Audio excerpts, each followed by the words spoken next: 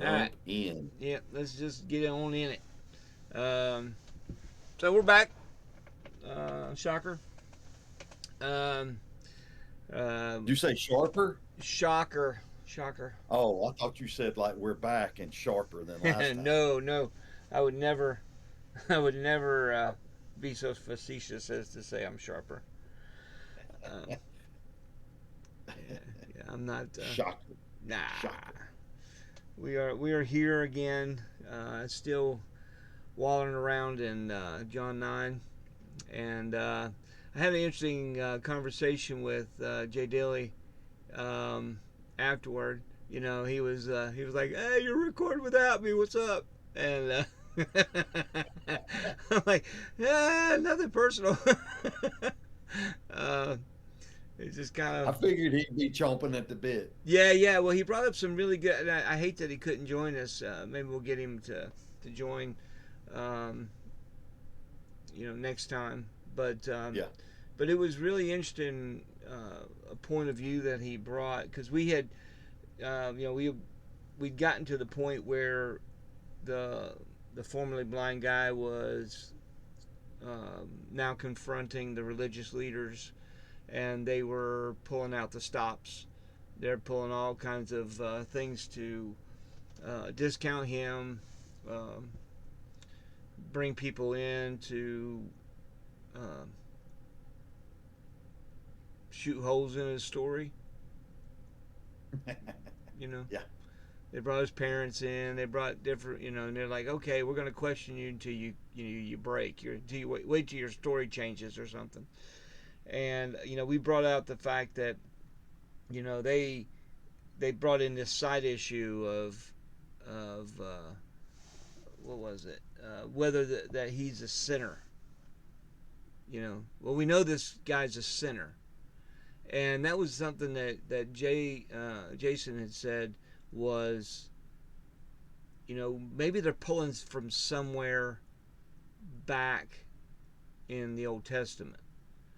You know, are they are they do they have some sort of basis that they're pulling that from? Mm. I really couldn't think of anything, and I did a little bit of light research, but I can't find anything that would cause them to say this man's a sinner. Can you think of anything? And the sinner is referencing Jesus, of course. Yeah. So I wonder if that second time has any connection to that as well. Yeah. Highlighted that then they summoned the man who used to be blind a second time, Mm-hmm. and so I can't. I mean, just thinking of what their idea of a sinner is. Yeah. I mean, an oath breaker, a covenant breaker. I wonder what they're deeming a sinner. Right. And from the Discovery Bible, the notation there is major emphasis and in a fixed and unmovable position. It's like this guy's a sinner, and there's nothing he can do about that. He is that, and that's where he's gonna stay. So it's almost like the religious leaders, the uh, Jewish leaders, as the NET actually says, are resolved. Like Yeah. they're not going to be swayed. They're not going to be swayed one way or it doesn't matter what this Right. guy says. They're they're just trying to get him to admit that the miracle worker, the one that worked this work in him, Mm-hmm. is, I guess you could say, a blasphemer. I'm not sure if that's the thought of sinner that they have. I probably would include that, but we talked about the give God the glory as pointing back to Joshua and Achan and all that. Mm. Yeah, yeah. So it could be like there was no, if I remember the story correctly about Achan, and if I'm not, the anybody can feel free to correct me. Um, but I don't remember a redemption path, for Achan other than admit it. But then once he did admit it, it cost him and his family their lives. So there really wasn't a way back once he got so far. And maybe Hmm. that's the way they feel like with Jesus, is that he is so far gone. He's so far in. There's no there's no coming back. Maybe. So here's just one thing, just digging back into the story, Mm-hmm. digging back into the text in verse 16.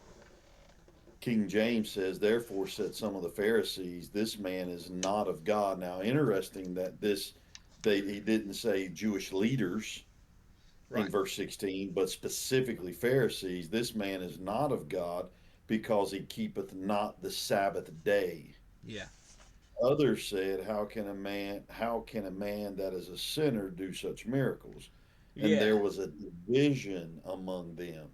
So there's a division, and maybe there's a division about where he sinned between the Pharisees and possibly the Judeans, which I think is a maybe a mixture of Pharisees, Sadducees, whatever. We're still a little Okay. uncertain about.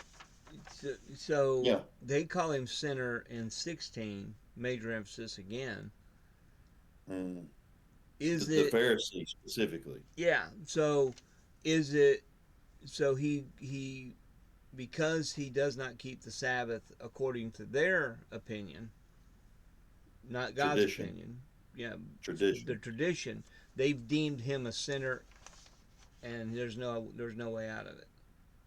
So what if we don't have to find? I mean, I'm sure there's specific verses, but maybe we have to go back and look at what the true definition of Sabbath was, going all the way back to creation and on the seventh Right. day.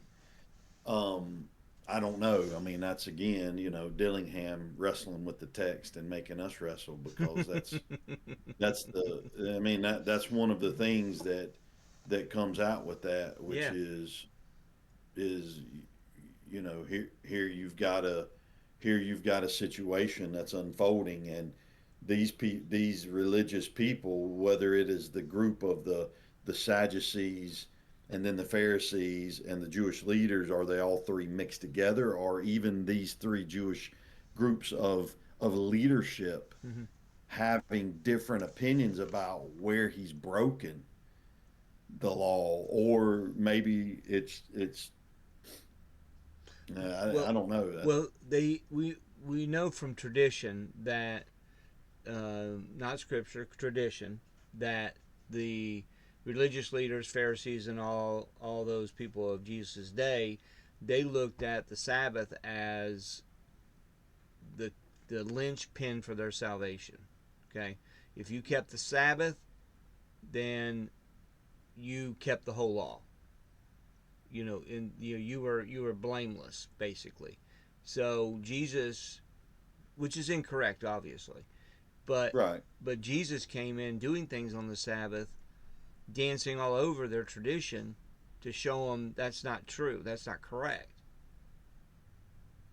And so you get 16.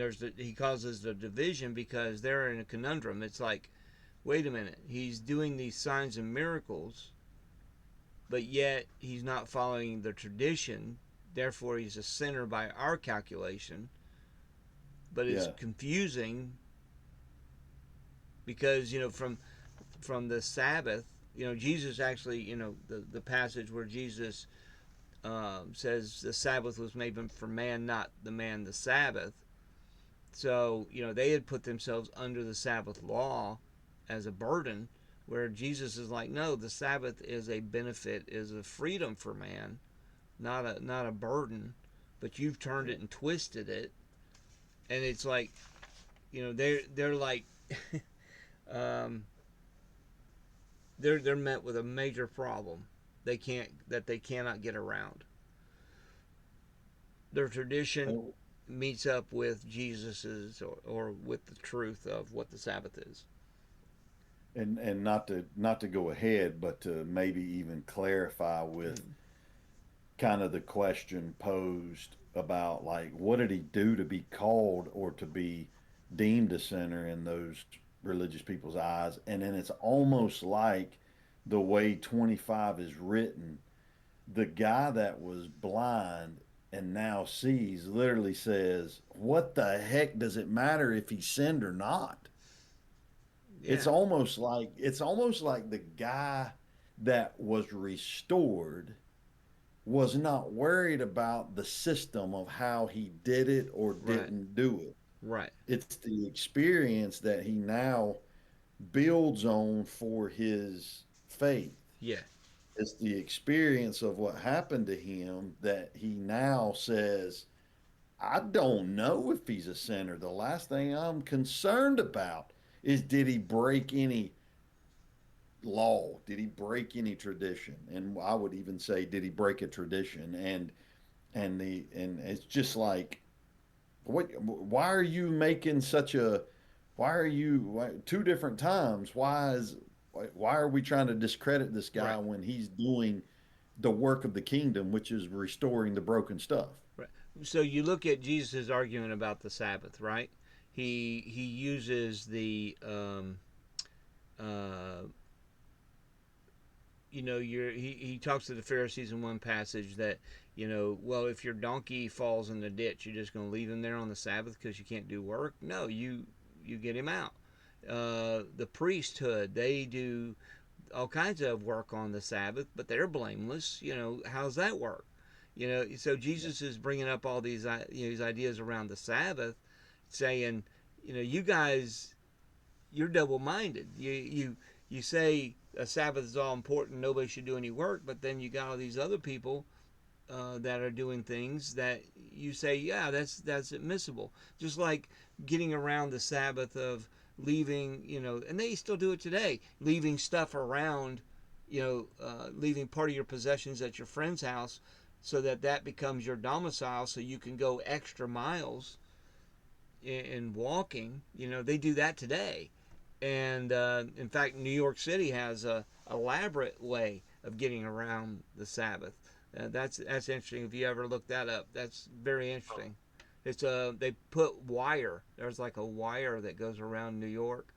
Um, yeah, it's look it up sometime. It's I don't want to get into it too much, but anyway, there's all kinds of creative things that they do to get around the Sabbath. And Jesus is like, hey, you're treating this wrong.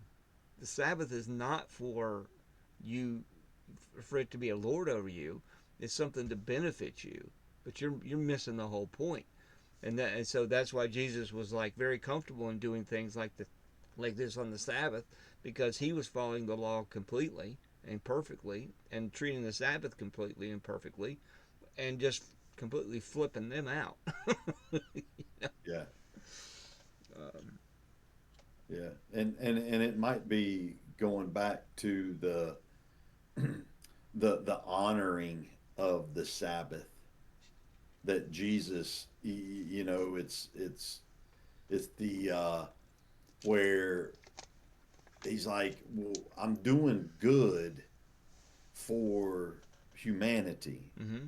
right? Like, are we more about following the traditions, the law, or are we more about bringing the good, which is really that's what the kingdom's about, is Mm-hmm. bringing good, not bad, bringing good to people, doing good for people. And it's like, yeah, but there's gotta you've got to play the system. You've got to do it in a certain way before it can be deemed and stamped approved. Mm. You've got to do it this way. Right. And I mean, we look back as Gentiles Mm-hmm. who don't observe the law for justification. We don't observe the law because we're under the law. We're not under the law. We're not obligated to walk out the covenant that God gave with Moses to show the light unto the world. Right. We walk out the covenant with Jesus, right? Mm. And that's the difference between a Gentile and a Jew that's come into this understanding of Jesus. And it's like, okay, well, we're not Jewish, but you go back to church tradition, Protestant tradition, go back to all the laws and the traditions that we've placed on ourselves that are just like what a Jewish person would be doing in this text. Mm-hmm. Like read our modern day, read our modern day present time into this text. Mm-hmm. You can't do that this time. Oh, I can't tell you how many Dillingham's going to love this one if he watches it. You can't do that during church. You can't heal somebody during church Right. service. Right. And Right. it's like you can't pray like that. You can't do that during. And it's like, well, who says? Yeah. Yeah. I, And so yeah. you see, like there's this. We're no different, man. No. We are no different. No. And that I was just thinking, most of our arguments and a lot of our arguments in between the body is a lot of times we're just walking on each other's traditions, That's right. and Yeah. not always, not always, obviously, but a lot of times, probably a majority of the times, it's just a matter of traditions, and it really is powerful though, because once you do something even for a little bit, man, it becomes locked in. And people think, well, that's how you know if you're spiritual or not, right? If you follow a certain uh, course of action or certain habits, um, yeah, yeah, it is oppressive, um, because it can turn anything. We can turn something into oppression faster than anything, just because it's our opinion. We're pretty proud of our own opinion. I guess everybody is. Pretty proud of our own traditions. Yes, pretty much. Pretty proud of our So own traditions. so when you're looking at the text, which is what we have to look at, um, you know, the Sabbath was created because it was I don't want to say necessarily celebration, but it was a culmination of God's work. I think more happened on those during that time than we can ever fathom, because Hebrews even references it, that God rested from all His labor. So God hasn't moved from our perspective since the creation, but yet He's majorly active. Well, how's that possible? How can you be totally resting but totally active? Well, He had to enter time at one time and do everything at one time and then rest, which is crazy. So God's asking us to do the same thing, rest in the fact of the work that He's done. So, which is kind of one of the themes of the Sabbath anyway, rest. Um, so, how do we, why were they resolved in the fact that He was a sinner? Probably just centered around the Sabbath, from what I can tell at this point. But I'm open to new information. I don't So, know about me. and the blind guy's like, "You guys are stupid. You, I'm not fighting with you. I'm not going to fight with you. I don't even care." It's kind of like, if you were drowning and somebody threw you a rope with a life preserver on it, do you really care what kind of attitude they had about it? No. As long as I'm saved, it doesn't matter Yeah. how it happened, Hey, who did it, or exactly. Somebody comes what out later color and the says, rope was. That lifesaver could have been rainbow colored. I don't care. does not matter. Somebody come up later after they pull you out of the water, after they pump the half gallon and a half of water out of your lungs, and they say, "Do you know the guy that threw that life preserver at you had a really bad attitude and threw it with kind of like a violence?" And you'd be like, "Okay, okay, who cares?" Who cares how they threw it? Yeah. Who cares their attitude? You realize that his rope was 20 foot long and it's only supposed to be a 10 foot long. He threw you 10 extra feet of rope. That's not, it's like looking at details that don't matter. Well, that's exactly how the blind man's looking at this, going, Yeah, yeah, sinner? Really? Sinner? That's the yeah. problem? All I know is I was blind and now I see. And it cuts to the chase of this is that when you really see the truth, the peripherals and the things that don't matter are like irritating. It's like I don't get you. I don't understand why we're even talking about this. Why are we even talking about this guy as a sinner or not? And then they ask him again, which I think we mentioned last time. They repeat it so that, and he's getting frustrated. And then he goes, and because of repetition, that's what a disciple does. They hear it over and over and over again until they get it.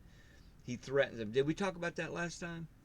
A little bit. We, I think Yeah. we lobbed it out there and then, yeah, we got to talk about Yeah. that. Yes. Am I lagging? Am I lagging? No. Am I lagging in the video? Uh. Okay. Yeah. You were, you're not now, so it's all good. Okay. All right. Yeah. Well, I'm having internet issues. Okay. Yeah. Yeah. My provider likes to keep me on my toes. Um. So. So this could not be more an insult to them for him to say, "Do you want to be his disciple?" Because a disciple, the definition of a disciple is a student who is doing his doing putting all of his effort and strength into becoming exactly like their rabbi. So he was saying, "Oh, you must want to be exactly like him because you keep wanting me to repeat this. Maybe you want to be his disciples too," which is I what's a good analogy that would um, that would connect on the I offensive. mean, go Democrat and Republican. Yeah, I guess so. I mean, not even that. I mean, you could just do I get, something that offends you, somebody that offends you, yeah.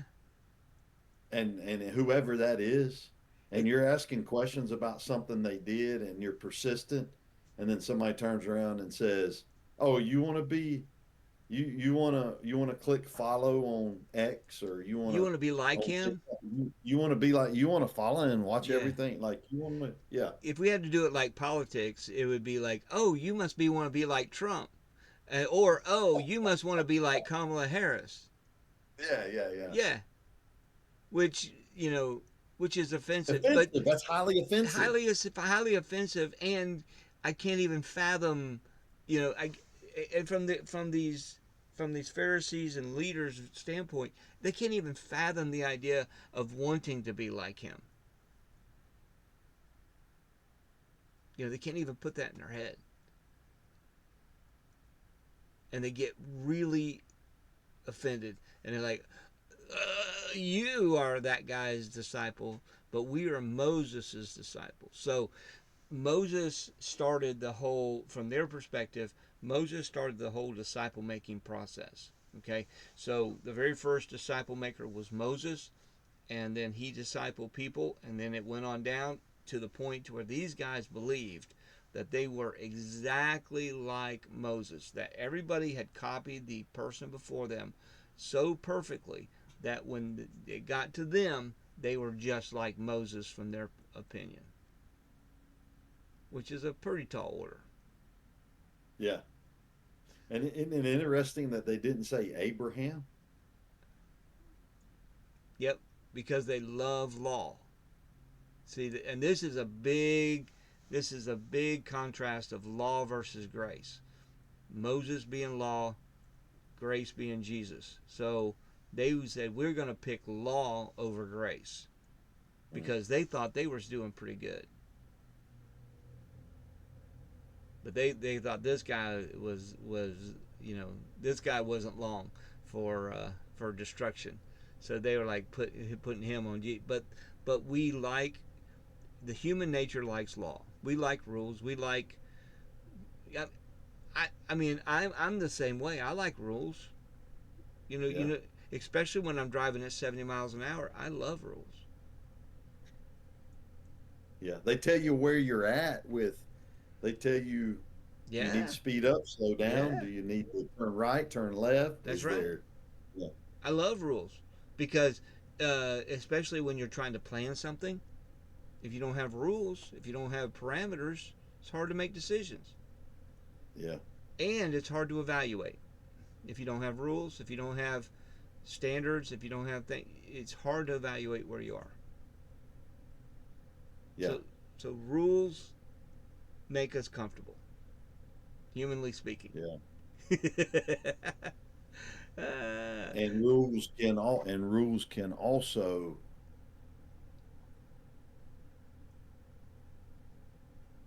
thwart God's plan. mm-hmm.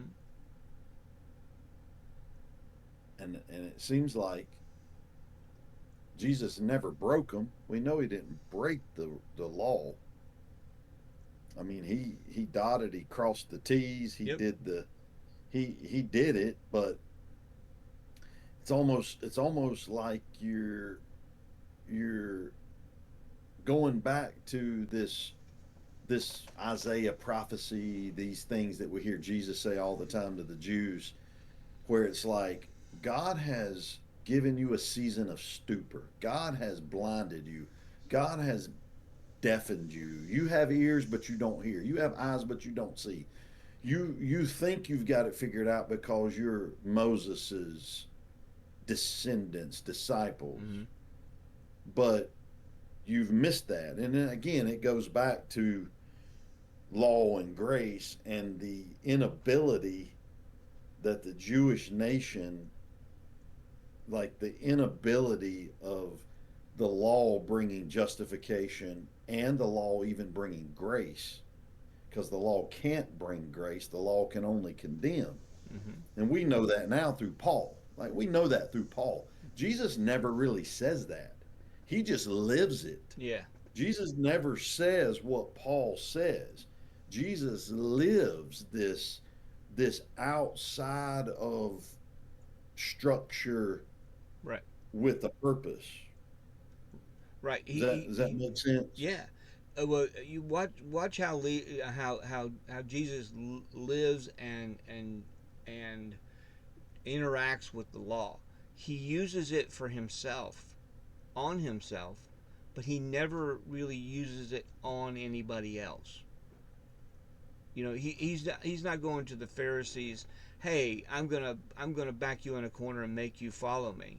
No, he puts it out there for them to follow, but he's never trying to coerce anybody. He's never trying to make anybody. It's he's not trying to twist arms, but they're constantly trying to do that with him. They're constantly trying to get him to follow their law, follow their tradition, and he's like, "Look, dude, I'm not doing it. I'm not following it." And so, they are looking at the law as everybody's got to follow it, and we got to make sure everybody follows it. And Jesus is like, yeah, the law should be followed by everybody, but it is a free will choice, and it's up to you whether you're going to do it or not. I'm going to show you the way. I'll be a model, I'll be an example, but I'm not coming after you. You know, I'm going to make a way for you. I'm going to help you as much as I can, but ultimately it's your decision to say I'm going to do it or I'm not going to do it. Which Let, is, let, let me read yeah. this. Go ahead. Go ahead. No, go. What'd you say? No, I was just muttering the same thing. Well, let me read this Zechariah 7 text, because I think this was one of the I didn't just pull this out of my hat like some astute student, but it was a reference. I don't want anybody to think I'm anything that I'm not. Praise God. Thank you, Jesus. So, Zechariah 7. And this is a beautiful text, man, because this is really the true heart of God, which is to bring that mercy, the mishpat, the true justice. Like what's true judgment, true justice? How Right. does it really look? And listen, man, this is what I think we're looking at with what Jesus or what the blind man's actually he the blind man's doing more than physically seeing. Hmm. The blind man has just received this mercy or this mishpat, and he's like, how do you not see this? Mm. this is what this is what it's been about. So Right. then they get, they start saying, hey, are you trying to teach us? Who do you think you are? Well, listen to, so here's Zechariah 7, and like pick up in verse 8. And the word of the Lord came unto Zechariah, saying, thus speaketh the Lord of hosts, saying, execute true judgment. That's that mishpat, true mercy, social justice to a point of like making what's wrong right, taking care of widow, orphan, and Mm. foreigner, right? Which has always been the job of the people of God. So execute true judgment and show mercy and compassions every man to his brother, and oppress not the widow, for the fatherless, the stranger, nor the poor, of nor let none of you imagine evil against his brother in your heart. But they refused to hearken, and they pulled away the shoulder, and they stopped their ears that they should not hear. Yea, they made their hearts as an adamant stone, lest they should hear the law and the words which the Lord of hosts had sent in his spirit by the former prophets. Therefore came a great wrath from the Lord of hosts. Therefore it has come to pass that as he cried, and they would not hear, so they cried, and I would not hear, saith the Lord of hosts. But I scattered them with the whirlwind among all the nations whom they knew not. Thus the land was desolate after them, that no man passed through nor returned, for they laid the pleasant land desolate. And I would just go on, just my paraphrase of that, Yeah. just looking at it in the present tense, where Jesus could have this, John, the author, have this on his mind when he's penning the story, knowing that this is exactly what the Jewish leaders had failed to do. Hmm. And Right. Jesus shows up, and it literally, here's the law saying, this is what the law hangs on: love God and love others. Mm. So, And in it's like, what can you argue about that? yeah. So the Zechariah is post captivity, correct? Correct. Okay. So here you want to hear some irony? You ready? Why were they in captivity? Because they were supposed to let the ground rest every 7 years and they didn't do it. So God Mm, said, ooh, so you don't want to let the ground rest? No problem. I'll go ahead and let it rest all those years that you wouldn't let it rest, and you'll be in captivity for that time. Then the ground will rest. yeah, that's good. And so now they're talking about the Sabbath, and they none of their ancestors kept the Sabbath. That's why their ancestors, the Jew, Yep. these uh, people that ended up in Judah were the first wave back from Babylon. So they thought they were higher cotton than the rest of everybody else because they came later, right? So but their forefathers are the ones that didn't keep the Sabbath rest on the land, and that's why they ended up in captivity. And fast forward to even beyond the resurrection and the book of Acts Mm, and the leading up to the 70 AD of the destruction of the temple of mm, Jerusalem and all that, and look at the culmination of the Jewish people's resistance to God's plan mm, as Jesus comes in. yeah, And it's like, you obstinate, stiff-necked people, you are the ones that have killed the prophets. yeah. You are the ones that are You're the reason you have been exiled. You're the reason you have no land. You're the reason Rome is over you. You can't blame anybody else. And the Jew would maybe raise their hand and say, we can blame you because you're the one that told us if we didn't do right by the law, then we would be bound and destroyed. Today I give you, Yeah, right?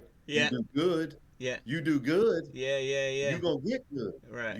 You'll prosper. You love like like I'm gonna teach you to love. However, you choose on this hand today to not do that. And so a Jew could stand up and say, "Hey, it's God's fault we're where we're at because He's the one that." And how do we do that? I said we do the same thing. Yeah, We blame God, and God's like, "No, I gave you a choice." And so we're off track, but it goes no, back no, we're to fine.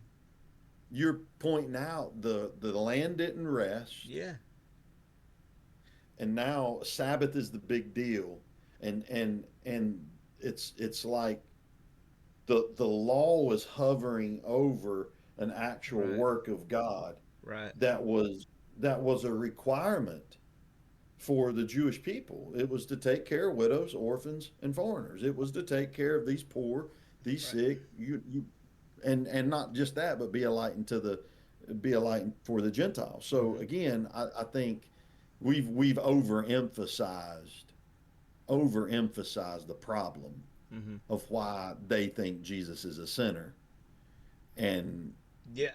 Well, I mean, yet and they say, you know, when he says this about them being a disciple, they go, "Hey, we know God spoke to Moses." How do they know that? They don't know that. I mean, they believe it. I'm not saying that it's not true, but do they right, have any firsthand knowledge of that? No.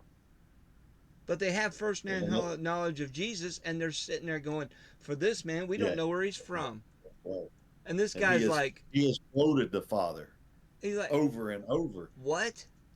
What?" So you'd rather go off what you've heard versus what you see right before your eyes. So And even Jesus, it says where he's come from too. Like we know where he came from, and that's going to come up. yeah, Will come up later yeah, about no, we know where Jesus came from. yeah, He's a bastard. I yeah, mean, literally yeah. what they were saying. Oh yeah, absolutely. Eh, but they are. What are they emphasizing? They're emphasizing not just blindness. They're they are promoting willful blindness. There is a willful ignorance of truth. I would rather hang on to what I have versus what I see before me.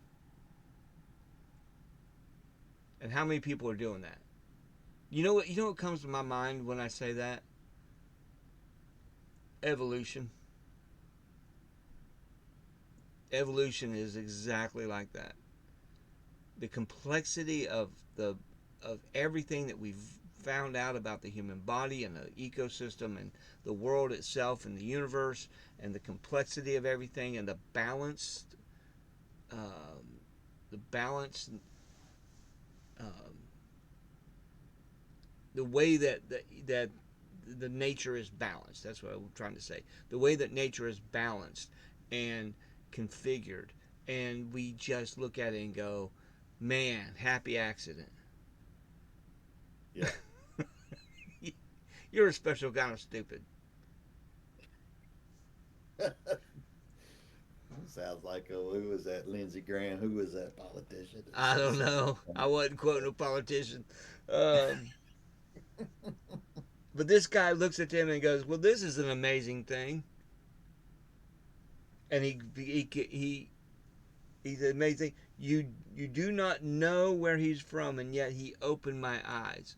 What the fact that he opened my eyes proves where he's from, but yet you can't see it. And then he give, and here's an amazing part about the truth. The truth will organize everything, right? When you get the truth right, everything's organized right behind it. And this guy gives a 4 point message, 4 points that they cannot argue with. And he backs, I mean, this guy literally pulls down their pants around their ankles and embarrasses them in front of everybody. And again, I think this guy is young. I think he's a teenager. I think he's extremely young, and so this just makes it even better. The fact that he says, "We know that God does not hear sinners," which is a direct contradiction to what you guys have been saying about him. If anyone is, and number two, if anyone's God fearing and does His will, He hears him. So this guy, he's heard of God, obviously. Since the beginning of time, never heard that anyone opened the eyes of a person born blind. That's the third point. And then the last point is the nail in the coffin. If this man were not of God, he could do nothing. So he makes a logical, step by step argument that Jesus is from God, where he's from, what he's about, and you guys are wrong. And there's nothing you can do about it. It's almost like in that 4 point sermon that you point out.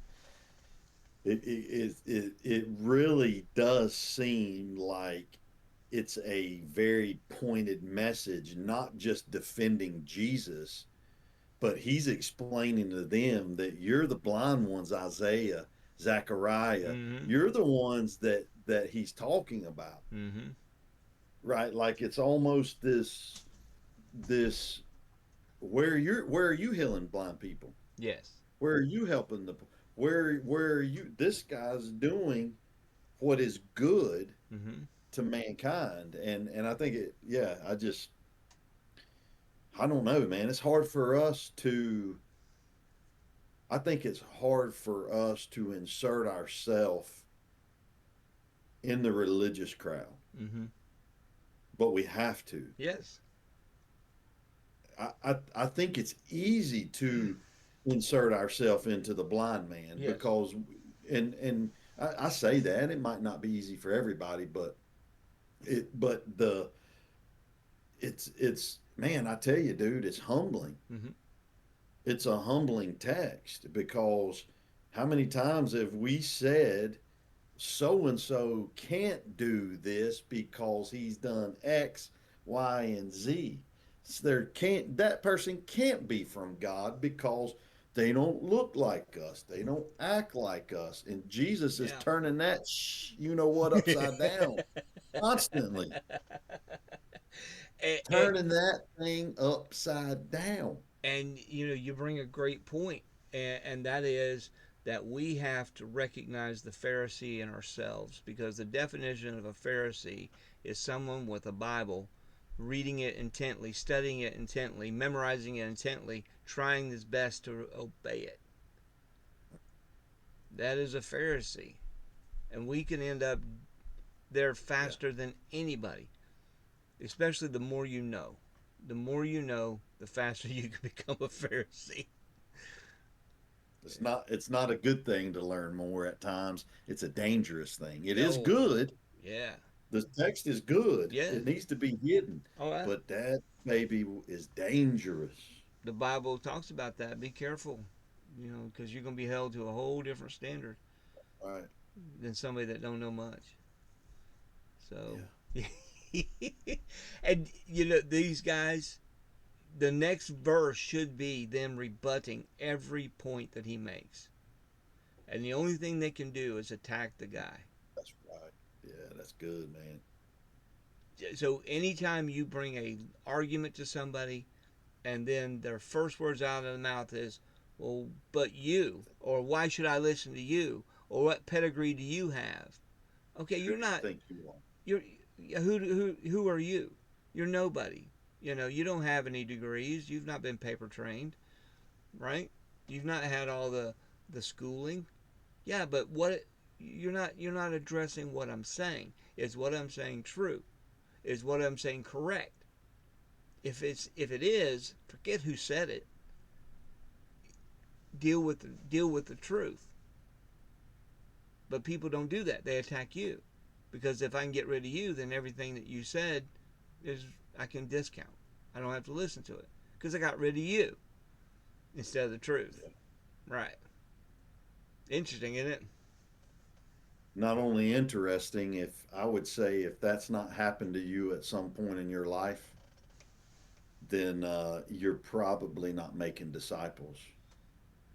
Yeah, or you're not engaging the tradition culture. Yeah, true, because this guy wasn't necessarily trying to make a disciple. He was at the same time, But he was in the yeah, process. But getting in the process will. You're correct on that. It will, because that is a strange thing to happen now, right? To making disciples, because everybody yeah, has their own definition. There's a what, umpteen billion definitions of what a disciple is, all the way from somebody breathing and sitting in a pew to someone who can, quote every theological argument, uh, and all the addendums to it. You know, you're not a disciple until you can do that. Well, okay, yeah, yeah. but And that. maybe and maybe it's more of, like you said, to stand up for the true gospel, Mm-hmm, the gospel that didn't just start when Jesus showed up, the gospel that was set back in Abraham, because Paul will say Abraham had the gospel preached to him. mm-hmm, And the good news is, I'm going to do something in you. I'm going to bless you to be a blessing to others. And so when we take that mental understanding and have a heart of repentance to begin to realize that this thing isn't necessarily about what we do for us. It's about what he's done for us and what he asks us to do for others. And then when we take that outward approach, mm-hmm, that's when you're going to get stepped on. You're going to get ridiculed. You're going to the enemy's going to come. mm-hmm, However you want to see the enemy, most of the time it's our own flesh, but like the enemy's going to show up. mm-hmm. There's going to be stuff that hits the walls, because you're doing something outside of you, Yeah, something that's going to give other people an experience of goodness, of mercy, and of grace. And the religious crowd, if you do it outside of their order, it's going to upset them. right. It's going to turn them in a different way. A good rule of thumb is if it moves outside of you, you're probably on the right track.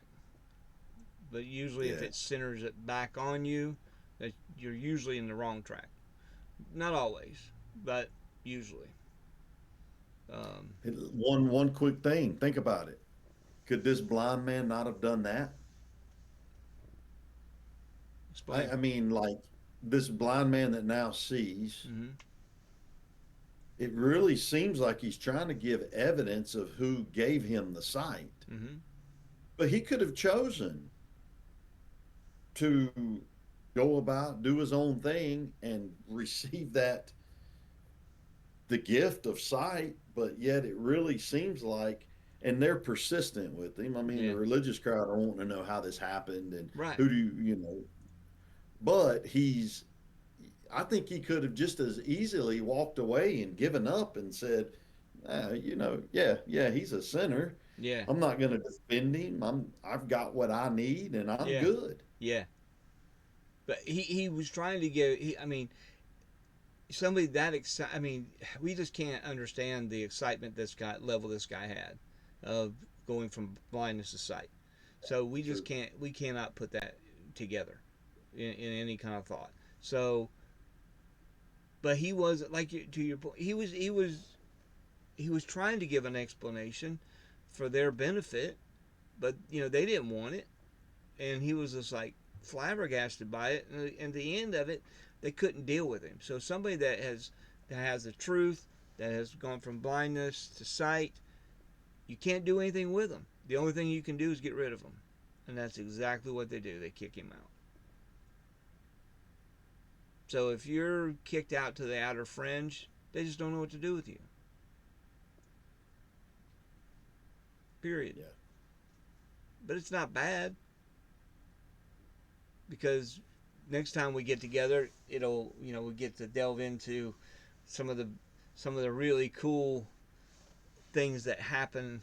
You know, probably one of the best truths out of the whole thing. I won't tip my hand on it, but um, it's really cool what happens when they do kick him out. Because even though they kick him out, they just can't leave him alone. you know what I mean? because they do want to kill him. I Yeah, mean, they I mean, I think uh, it's pretty evident, like you said, the only way to extinguish a miracle is to try to destroy the one that the miracle happened to. mm-hmm. Right? Yeah, If you don't believe the one that worked the miracle to be from God, and you believe it's from the enemy, the devil, or from something else, then you're gonna kill it. You're gonna snuff it out. You want to get rid of it. yep, yep. Because it's incriminating. Yeah, because the evidence is Yeah. what is going to bear witness, Mm-hmm. and Yep. it's like this doesn't make sense that they would not celebrate. And I'm one thing just popped in my mind. So transitioning from Luke 18 to Luke 19, you've got Zacchaeus Mm-hmm. in Luke 19, and right before Zacchaeus, and I'm just wrestling with this, but right before the story of Zacchaeus in Luke 19, Luke 18 has some people say it's the blind man of Bartimaeus, Mm-hmm. whatever. There's not a name mentioned in Luke 18, but this blind person is crying out. They tell Mm-hmm. him to shut up. Jesus don't want to hear you. Of course, Jesus hears that cry. Right. Back in the text, God always hears the cry. But the point is that they celebrate. It's in the crowds, the same crowds that are pressing on him when he walks into Jericho. And the next story with Zacchaeus, those crowds celebrate and praise Mm-hmm. the sight of the blind man. No, we don't read anything into the religious crowd until after Zacchaeus gets invited, or Jesus invites himself to Zacchaeus. Then guess who pops up Mm-hmm. and begins to murmur? It's that Pharisee group. So it's there's something about that story with the blind person, and then they celebrate, and then it says, and they all, because you go from Jesus healing the blind man, and that's like, and then Jesus comes and invites the traitor and public enemy number one to the Mm-hmm. whole Jewish nation Yeah. to be a part of his salvation plan. And dude, it's like there's something there that's just like twisting my brain. I hadn't been able to, just wrestling with that. And I'm like, there's something there. Well, I'm look back at some Old Testament, but there's something there. well, grace does that to us. You know, somebody who has been, lived a hellacious life, and then God just does some wonderful things with their life, and then you got this Yeah. person over here that's never really, you know, done anything, hugely wrong by our estimate, and they're like, I've done all this, and then they've lived this horrible life, but yet God seems to be blessing them, and I, it's that, well, why are they getting blessed? I've been the good boy. Yeah. Yeah, Yeah. that's Yeah. that's Elder the brother second. and the younger Yeah, son. yeah, second brother. Yeah. So Yeah, that's these the guys weird are fit. exactly like that. They're the elder brother. So all And right. so Hmm? maybe the context is reoccurring, the same things happening, blindness, deafness. Jesus is doing what he's doing, Yeah. and the people are staying blind and deaf, but he's still physically healing and dealing with the. But anyway, yeah, I'm still rambling. But yeah, we got to go. All right, man. Well, I Next appreciate it. time, brother. Yeah, Maybe we'll Dilly. Maybe Dilly next time. yeah, we'll get him to jump on with us next time. Then we'll have to go back and talk about everything we've already talked about because he'll want to say something about everything. You know, he said this. You know what? Yeah, like No, but yeah, that's yeah, good yeah. though. That's good though. I like Yeah, it. I I like like. it. I Yeah, like it. yeah. All right, man. See ya. See ya.